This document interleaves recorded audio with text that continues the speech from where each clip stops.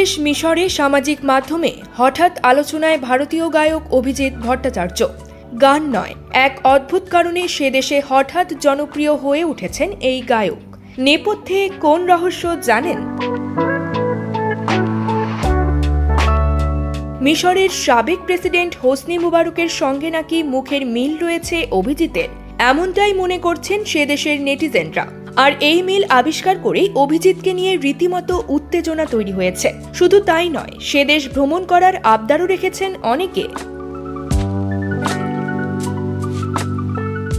হোসনির কথা মনে করিয়ে দিচ্ছেন অভিজিৎ, এমনটাই দাবি অনেকের। এদিকে পুরো ব্যাপারটা বেশ উপভোগ করতে দেখা গিয়েছে অভিজিৎকে। তার ও হোসনির ছবি পরপর শেয়ার করে তিনি নিজেও একটি পোস্ট করেছেন। সেই পোস্টে অভিজিৎ লিখেছেন, আমি তো মিশরেও ট্রেন্ড করছি, তোমাদের সঙ্গে খুব শিগগিরই দেখা হবে আমার মিশরীয় ভক্তরা, আমার পরিবার ওখানে আছে।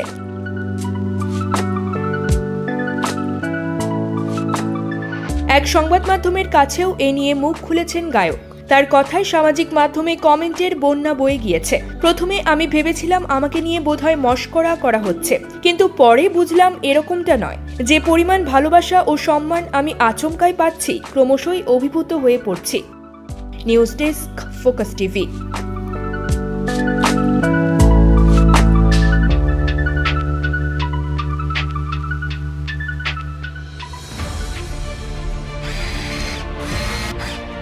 আলোতে থাকুন, ফোকাসে থাকুন, হাত রাখুন প্রজন্মের হাতে।